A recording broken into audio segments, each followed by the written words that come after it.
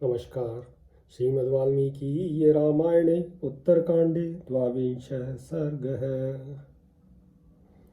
स तस्य तु महानादं श्रुत्वा वैवस्वतः प्रभुः शत्रुं विजयिनं मेने स्वबलस्य च संशयम्।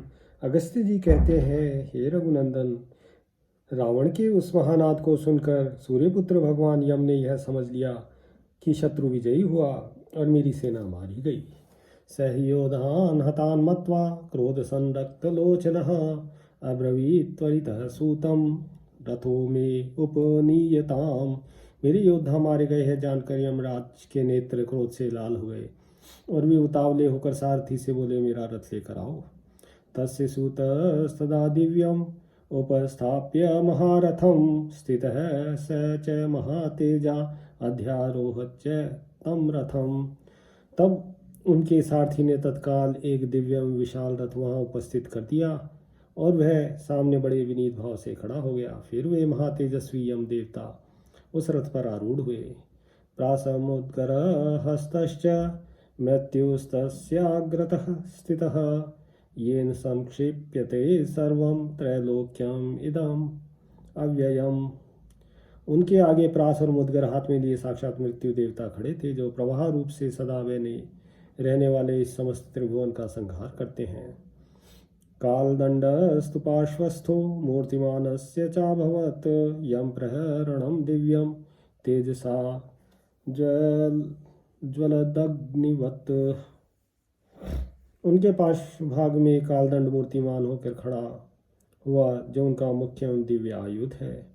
वह अपने तेज से अग्नि के समान प्रज्वलित हो रहा था। तस्य पार्श्वे सुनिच्छिद्रः कालपाशा प्रतिष्ठितः पावक स्पर्श संकाश स्थितो मूर्तश्च मुद्गरः।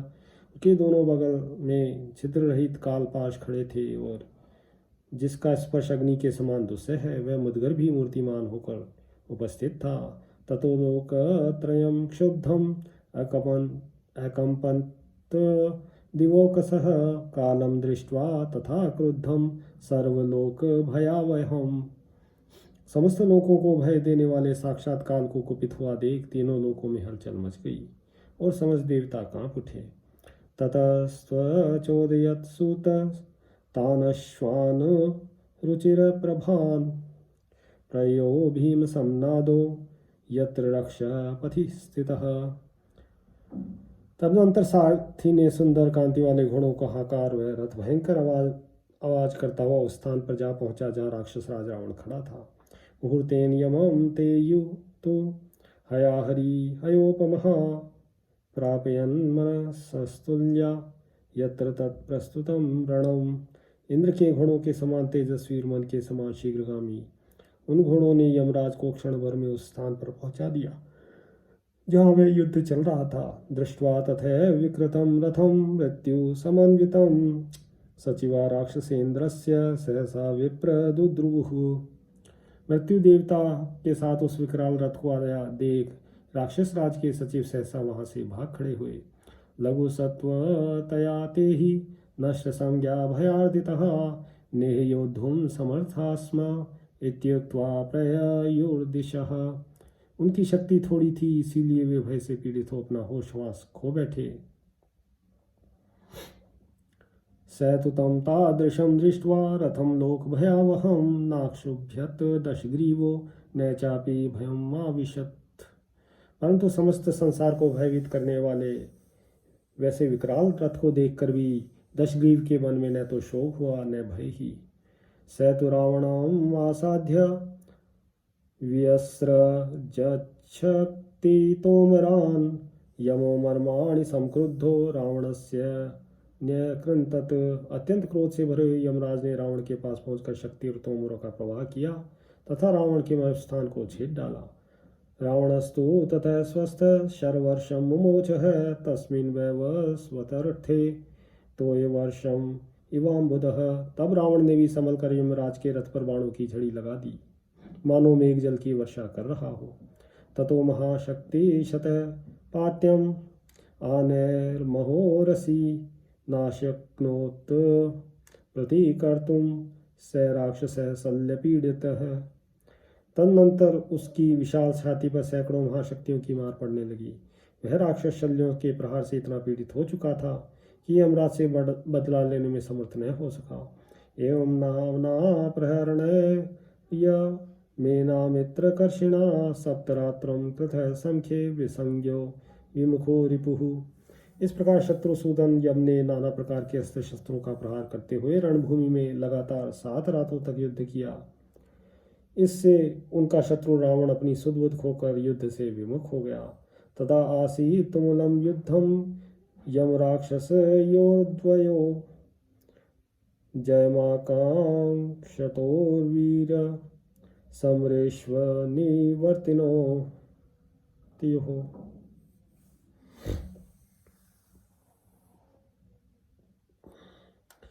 वीर रघुनंदन वे दोनों योद्धा रणभूमि से पीछे हटने वाले नहीं थे और दोनों ही अपनी विजय चाहते थे। इसलिए उन यमराज और राक्षस दोनों में उस समय घोर युद्ध होने लगा। ततो देवास गंधर्व सिद्धाश्च परमर्षय प्रजापतिं पुरस्कृत्य समेतास्तद्रणाजिरे। तब देवता गंधर्व सिद्ध और महर्षि गण प्रजापति को आगे करके उस सम्रांगण में एकत्र हुए। संवर्त इव लोकानां युध्यतोर्भवत्तदा राक्षसानां च मुख्यस्य प्रेतानां ईश्वरस्य च। उस समय राक्षसों के राजा रावण तथा प्रेतराज यम के युद्ध परायण होने पर समस्त लोगों के प्रलय का समय उपस्थित हुआ सा जान पड़ता था। राक्षसेन्द्रोऽपि विस्फार्य चापमिन्द्राशनि प्रभं निरंतरं विवाकाशं कुर्वन् बाणास्ततो असृजत्। राक्षस राज रावण भी इंद्र की अशनि के सदृश अपने धनुष को खींचकर बाणों की वर्षा करने लगा। मृत्युं चतुर्भिर्विशिख सूतं सप्तभिरार्दयत यमं सहस्रेण शीघ्रं मर्म स्वताड़यत। उसने 4 बाण मारकर मृत्यु को और 7 बाणों से यम के सारथी को भी पीड़ित किया।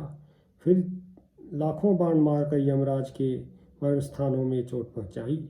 ततः क्रुद्धस्य वदनाद् यमस्य समजायत ज्वालामाली सनिश्वास सधूमः कोप पावकः। तब यमराज के क्रोध की सीमा नहीं रही। उनके मुख से वह रोष अग्नि बनकर प्रकट हुआ। वह आग ज्वालामालाओं से मंडित श्वास वायु से संयुक्त तथा धूम से आच्छन्न दिखाई देती थी।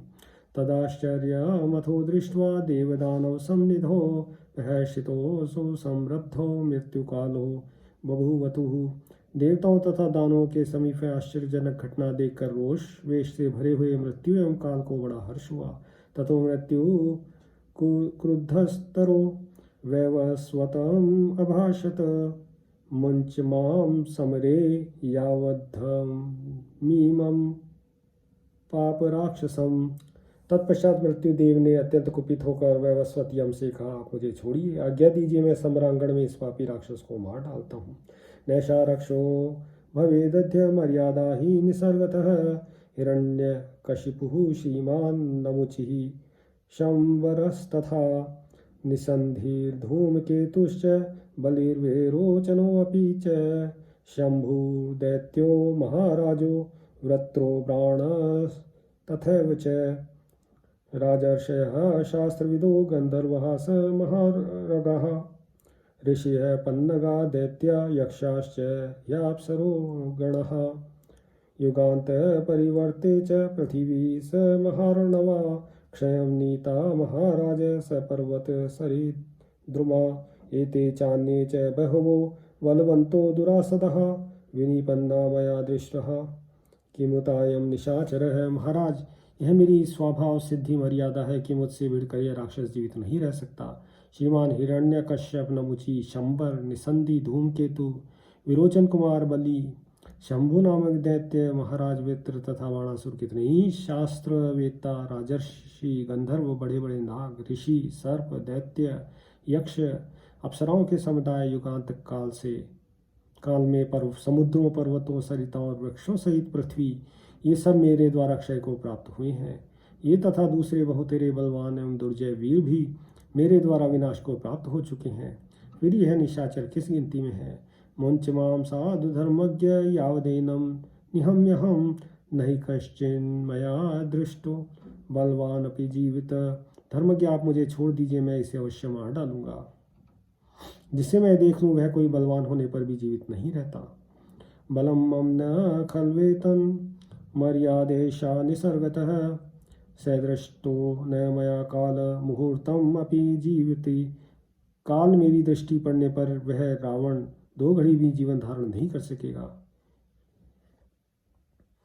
तस्येवं वचनं श्रुत्वा धर्मराजः प्रतापवान् अब्रवीत् तत्र तं मृत्युं त्वं तिष्ठेदं निहन्म्यहम्। मृत्यु की बात सुनकर प्रतापी धर्मराज ने उससे कहा, तुम ठहरो, मैं ही इसे मारूंगा। ततः संरक्त नयन क्रुद्धो वैव स्वतः प्रभु कालदंडम अमोघम तु तोलयामास पाणिना। तदनंतर क्रोध से लाल आंखें कर सामर्थ्यशाली वैवस्वत यम ने अपने अमोघ कालदंड को हाथ से उठाया। यस्य पार्श्वेषु निहितः कालपाशा प्रतिष्ठितः पावकाशनी संकाशो मुद्गरो मूर्तिमान स्थितः। उस कालदंड के पार्श्व भाग में कालपाश प्रतिष्ठित थे और वज्र एवं अग्नितुल्य तेजस्वी मुद्गर भी मूर्तिमान होकर स्थित था। दर्शनादेव यह प्राणान प्राणिनामपि कर्षति किं पुनः स्पृशमानस्य पात्यमानस्य वा पुनः। वह कालदंड दृष्टि में अपने आने मात्र प्राणियों के प्राणों का अपहरण कर लेता था। फिर जिससे उसका स्पर्श हो जाए अथवा जिसके ऊपर उसकी मार पड़े उसके प्राणों का संहार करना उसके लिए कौन सी बड़ी बात थी। सजाला परिवारस्तु निर्दहन्य राक्षसम तेन स्पृष्टो बलवता महाप्रहरणो अस्फुरत। ज्वालाओं से गिरा हुआ वह कालदंड उस राक्षस को दग्धसा किए देने के लिए उद्यत था। बलवान यमराज ने हाथ में लिया हुआ वह महान आयुध अपने तेज से प्रकाशित हो उठा। ततो विदुद्रुवः सर्वे तस्मात् त्रस्ता रणाजिरे सुराश्च क्षुभिताः सर्वे दृष्ट्वा दंडोद्यतं यमम्। उसके उठते ही सम्रांगण में खड़े हुए समस्त सैनिक भयभीत होकर भाग चले। कालदंड उठाए यमराज को देखकर समस्त देवता भी क्षुब्ध हो उठे। तस्मिन् प्रहर्तु कामे तु यमे दंडेन रावणं यमं पितामहः साक्षात् दर्शयित्येवेदम् अब्रवीत्। यमराज उस दंड से रावण पर प्रहार करना ही चाहते थे कि साक्षात पितामह ब्रह्मा वहां आ पहुंचे। उन्होंने दर्शन देकर इस प्रकार कहा, वैवस्वत महाबाहो न खल्वमित विक्रम न हंत व्यस्वयतेन दंडे नैश निशाचरः। अमित पराक्रमी महाबाहु वैवस्वत, तुम इस कालदंड के द्वारा निशाचर रावण का वध न करो। वरह खलु मयस्तस्मै दत्त स्त्री दश पुंगव स त्वया नानृतः कार्यो यन्मया व्याहृतम वचः। देव प्रवर, मैंने इसे देवताओं द्वारा न मारे जा सकने का वर दिया है। मेरे मुंह से जो बात निकल चुकी है उसे तुम्हें असत्य नहीं करना चाहिए। यो हि माम अनृतम कुर्यात् देवो वा मानुषो अपि वा त्रैलोक्यम अनृतम तेन कृतम स्यान्नात्र संशयः। जो देवता अथवा मनुष्य मुझे असत्यवादी बना देगा उसे समस्त त्रैलोकी को मिथ्याभाषी बनाने का दोष लगेगा। क्रुद्धेन विप्र मुक्तोऽयं निर्विशेषं प्रिया प्रिये प्रजा संहरते रौद्रो लोकत्रय भयावहः। यह कालदंड तीनों लोकों के लिए भयंकर तथा रौद्र है। तुम्हारे द्वारा क्रोधपूर्वक छोड़ा जाने पर यह प्रिय और अप्रिय जनों में भेदभाव न करता हुआ समस्त प्रजा का संहार कर डालेगा। अमोघो योष सर्वेषां प्राणिनाम अमित प्रभः कालदंडो मया सृष्टः पूर्वं मृत्यु पुरस्कृतः। इस अमित तेजस्वी कालदंड को भी पूर्व काल में मैंने ही बनाया था। यह किसी भी प्राणी पर व्यर्थ नहीं होता। इसके प्रहार से सबकी मृत्यु हो जाती है। तन्न खल्वेशते सौम्य पात्यो रावण मूर्धनि नायास्मिन् पतिते कश्चिन् मुहूर्तम अपि जीवति। अतः सौम्य, तुम इसे रावण के मस्तक पर न गिराओ। इसकी मार पड़ने से कोई एक मुहूर्त भी जीवित नहीं रह सकता। यदि हास्मिन् निपतिते न म्रियेतैष राक्षसः म्रियते वा दशग्रीव तदाप्यो भयतो अनृतम। कालदंड पड़ने पर यदि राक्षस रावण न मरा तो अथवा मर गया तो दोनों ही दशाओं में मेरी बात असत्य होगी। तन्निवर्तय लंकेशात् दंडमेतं समुद्यतं सत्यं च मां कुरुष्वाध्य लोकास्त्वं यद्यवेक्षसे। इसलिए हाथ में उठावे इस कालदंड को तुम लंकापति रावण की ओर से हटा लो। यदि समस्त लोकों पर तुम्हारी दृष्टि है तो आज रावण की रक्षा करके मुझे सत्यवादी बनाओ। एवं मुक्तस्तु धर्मात्मा प्रतिवाच यमस्तदा एष व्यावर्तितो दंडः प्रभ विष्णुर्हि नो भवान। ब्रह्मा जी के ऐसा कहने पर धर्मात्मा यमराज ने उत्तर दिया, यदि ऐसी बात है तो दीजिए, मैंने इस दंड को हटा लिया। आप हम सब लोगों के प्रभु हैं। किं त्वेदानीं मया शक्यं कर्तुं रणगतेन हि न मया यद्ययं शक्यो हन्तुं वर पुरस्कृतः। परंतु वरदान से युक्त होने के कारण यदि मेरे द्वारा इस निशाचर का वध नहीं हो सकता तो इस समय इसके साथ युद्ध करके ही मैं क्या करूँगा। एष तस्मात् प्रणश्यामि दर्शनादस्य रक्षसः इत्युक्त्वा सरतः शाश्वतत्रैवान्तरधीयत। इसलिए अब मैं इसकी ओर से दृष्टि ओझल होता हूँ। यो कहकर यमराज रथ और घोड़ों सहित वहीं अंतर्धान हो गए। दशमी वस्तु तम जित्वा नाम विश्राव्य चात्मनः आरुह्य पुष्पकं भूयो निष्क्रांतो यम साधनात्। इस प्रकार यमराज को जीतकर अपने नाम की घोषणा करके दशग्रीव रावण पुष्पक विमान पर आरूढ़ हो यमलोक से चला गया। स तु वैव स्वतो देव सह ब्रह्म पुरोगमः जगाम त्रिविधम यष्टो नारदश्च महामुनि। तदनंतर सूर्यपुत्र यमराज तथा महामुनि नारद जी ब्रह्मा आदि देवताओं के साथ प्रसन्नतापूर्वक स्वर्ग में गए।